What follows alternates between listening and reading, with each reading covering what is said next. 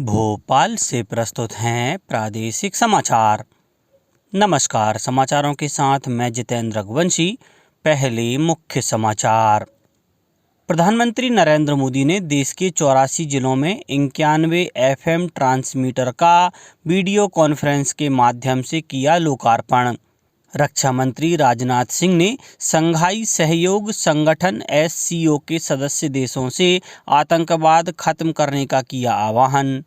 मुख्यमंत्री शिवराज सिंह चौहान ने राजधानी भोपाल के विभिन्न वार्डों में लाडली बहना योजना के अंतर्गत किए जा रहे पंजीयन व्यवस्था देखी और बहनों से किया संवाद। और भोपाल, सीहोर, सतना सहित प्रदेश के कई हिस्सों में हुई बारिश, ओले भी गिरे। अब समाचार विस्तार से। प्रधानमंत्री नरेंद्र मोदी ने देश भर में रेडियो प्रसारण को बढ़ावा देने के लिए 100 वॉट के 91 FM ट्रांसमीटरों का वीडियो कॉन्फ्रेंस के माध्यम से लोकार्पण किया। ये ट्रांसमीटर 18 राज्यों और 2 केंद्र शासित प्रदेशों के 84 जिलों में स्थापित किए गए हैं। इसके साथ ही आकाशवाणी के ट्रांसमीटरों का नेटवर्क 524 से बढ़कर 615 हो गया है। साथ ही आकाशवाणी की पहुंच देश की आबादी के 73.5% तक हो जाएगी। प्रधानमंत्री ने कहा कि समय पर सूचना का प्रसार करने या कृषि के लिए मौसम का पूर्वानुमान लगाने, महिला स्वयं सहायता समूहों को नए बाजार से जोड़ने में ये FM ट्रांसमीटर मुख्य भूमिका निभाएंगे। सूचना और प्रसारण मंत्री अनुराग सिंह ठाकुर ने कहा है कि 91 FM ट्रांसमीटरों के शुरू होने से मनोरंजन, खेल और कृषि से जुड़ी सूचनाएं स्थानीय लोगों तक पहुंचाने में मदद मिलेगी। देश के 84 जिलों में शुरू हुए 91 FM ट्रांसमीटरों में 14 मध्य प्रदेश के शामिल हैं। नरसिंहपुर के FM ट्रांसमीटर के शुभारंभ अवसर पर आकाशवाणी जबलपुर के ट्रांसमीटर प्रभारी दुर्गेश द्विवेदी, बुरहानपुर में पूर्व मंत्री अर्चना चिटनिस और सांसद ज्ञानेश्वर पाटिल, शिवपुर में नगरपालिका अध्यक्ष रीना राठौर और दमोह में केंद्रीय राज्य मंत्री प्रहलाद पटेल, कलेक्टर मयंक अग्रवाल और पुलिस अधीक्षक राकेश कुमार सिंह मौजूद रहे। बड़वानी में मंत्री प्रेम सिंह और कटनी में कलेक्टर अभी प्रसाद सहित प्रमुख गणमान्य नागरिक उपस्थित रहे। विदिशा और कुकड़ेश्वर में भी FM ट्रांसमीटर प्रारंभ हुए।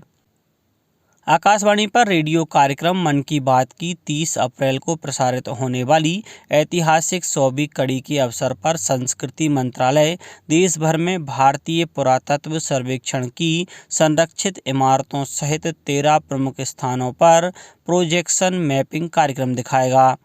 इन कार्यक्रमों की शुरुआत आज से होगी। संस्कृति मंत्रालय से सचिव गोविंद मोहन ने बताया कि इन कार्यक्रमों में प्रत्येक संरक्षित इमारतों पर प्रधानमंत्री नरेंद्र मोदी द्वारा मन की बात में साझा किए गए विभिन्न विषयों और थीम के अनुसार ऐतिहासिक, पुरातात्विक महत्व और देश की विविधता को दर्शाने वाले शो दिखाए जाएंगे। रक्षा मंत्री राजनाथ सिंह ने शंघाई सहयोग संगठन SCO के सदस्य देशों से आतंकवाद खत्म करने और आतंकी गतिविधियों की मदद करने तथा उन्हें धन उपलब्ध कराने वालों की जिम्मेदारी तय करने की दिशा में मिलकर काम करने का आह्वान किया है।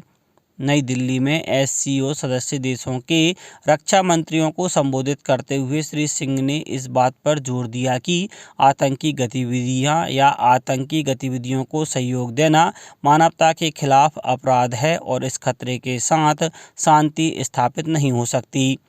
विचार विमर्श के अंत में सभी सदस्य देशों ने समझौते पर हस्ताक्षर किए और इस क्षेत्र को सुरक्षित, शांतिपूर्ण और समृद्ध बनाने की सामूहिक इच्छा व्यक्त की। बैठक में चीन, रूस, Iran, Belarus, Kazakhstan, Uzbekistan, Kyrgyzstan और तजाकिस्तान के रक्षा मंत्रियों ने भाग लिया। जनजातीय कार्य विभाग द्वारा संचालित प्रदेश के 95 CM राइज विद्यालयों के माध्यमिक शिक्षकों की 5 दिवसीय प्रशिक्षण का शुक्रवार को समापन हुआ। Regional institute of education RIE के सहयोग से आयोजित इस प्रशिक्षण शिविर में प्रदेश के 75 शिक्षकों ने हिस्सा लिया। श्यामला हिल्स स्थित RIE परिसर में आयोजित इस शिविर में शिक्षकों को राष्ट्रीय शिक्षा नीति और राष्ट्रीय पाठ्यक्रम रूपरेखा के अनुरूप प्रशिक्षण दिया गया।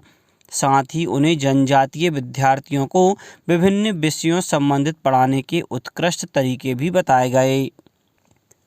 कृषि और किसान कल्याण मंत्री नरेंद्र सिंह तोमर ने केंद्र शासित प्रदेशों की कृषि क्षेत्र की योजनाओं की समीक्षा बैठक में कहा कि कृषि क्षेत्र में धन की कोई कमी नहीं है और अतिरिक्त खाद्यान्न उत्पादन भी हो रहा है। उन्होंने कहा कि 2,50,000 करोड़ रुपए से अधिक की राशि होने के साथ ही प्रधानमंत्री किसान सम्मान निधि कार्यक्रम से 11 लाख से अधिक किसान परिवारों को फायदा हुआ है। मुख्यमंत्री शिवराज सिंह चौहान राजधानी भोपाल के विभिन्न वार्डों में मुख्यमंत्री लाडली बहना योजना के अंतर्गत किए जा रहे पंजीयन व्यवस्था देखी और बहनों से संवाद किया। ईदगाह हिल्स में योग केंद्र में उन्होंने स्वयं बहनों के आवेदन भरवाए। टीला जमालपुरा, रसीदिया स्कूल, पंचशील नगर और सुनहरी बाग शिविरों में भी शिविरों का अवलोकन किया। मुख्यमंत्री ने बहनों से संवाद करते हुए कहा, मुख्यमंत्री लाडली बहना योजना में अब तक 1 करोड़ 20 लाख बहनों ने पंजीयन कराया है। आयुक्त लोक शिक्षण श्रीमती अनुभा श्रीवास्तव ने स्पष्ट किया है कि शिक्षक भर्ती में दिव्यांगता प्रमाण पत्र के आधार पर अभ्यर्थियों का चयन हुआ है। जहां तक अधिकांश दिव्यांगता प्रमाण पत्र मुरैना जिले से जारी होने की बात है, इस संबंध में कलेक्टर मुरैना को जांच कर प्रतिवेदन प्रस्तुत करने के लिए कहा गया है। आयुक्त लोक शिक्षण द्वारा बताया गया कि स्कूल शिक्षा विभाग द्वारा की गई भर्ती में उक्त नियमों के अनुरूप कार्यवाही की गई है। पात्रता परीक्षा के आधार पर मेरिट क्रम में अभ्यर्थियों का चयन किया गया है। दस्तावेज सत्यापन के समय ऐसे अभ्यर्थी जिनके द्वारा दिव्यांगता प्रमाण पत्र प्रस्तुत किया गया है का जिला स्तर पर प्रमाणीकरण अधिकारी द्वारा मूल प्रमाण पत्र से सत्यापन किया गया है। आयुक्त लोक शिक्षण ने कहा कि कलेक्टर मुरैना से जांच प्रतिवेदन प्राप्त होने के बाद विधि सम्मत कार्यवाही की जाएगी। अब बात मौसम की।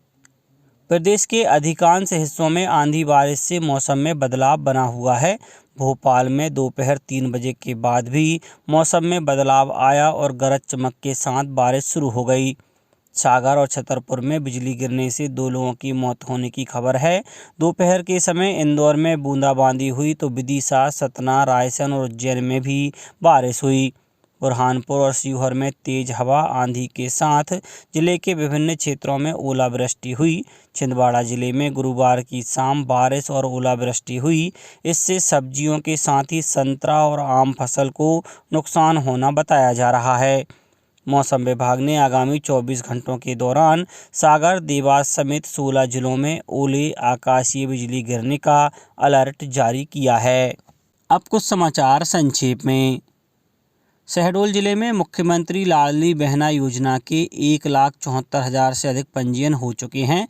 जिले को 1,47,757 का लक्ष्य दिया गया था। मध्य क्षेत्र विद्युत वितरण कंपनी के कार्यक्षेत्र के अंतर्गत 29 अप्रैल शनिवार एवं 30 अप्रैल रविवार को बिल भुगतान केंद्र सामान्य कार्य दिवसों की तरह कार्य करते रहेंगे। शिवपुरी में माधवराव सिंधिया खेल स्टेडियम पर दिव्यांगजनों के लिए डिस्ट्रिक्ट आर्म रेसलिंग प्रतियोगिता का आयोजन किया गया।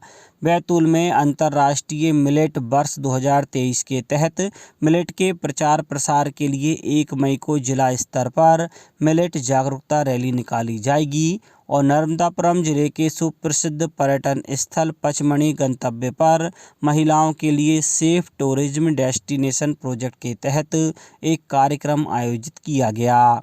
अंत में मुख्य समाचार एक बार फिर।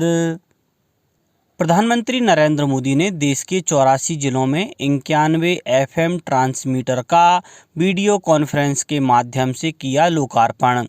रक्षा मंत्री राजनाथ सिंह ने शंघाई सहयोग संगठन SCO के सदस्य देशों से आतंकवाद खत्म करने का किया आह्वान। मुख्यमंत्री शिवराज सिंह चौहान ने राजधानी भोपाल के विभिन्न वार्डों में लाडली बहना योजना के अंतर्गत किए जा रहे पंजीयन व्यवस्था देखी और बहनों से किया संवाद। और भोपाल, सीहोर, सतना सहित प्रदेश के कई हिस्सों में हुई बारिश, ओले भी गिरे। इस बुलेटिन में इतना ही। घर पर रहिए, सुरक्षित रहिए और सुनते रहिए प्रादेशिक समाचार।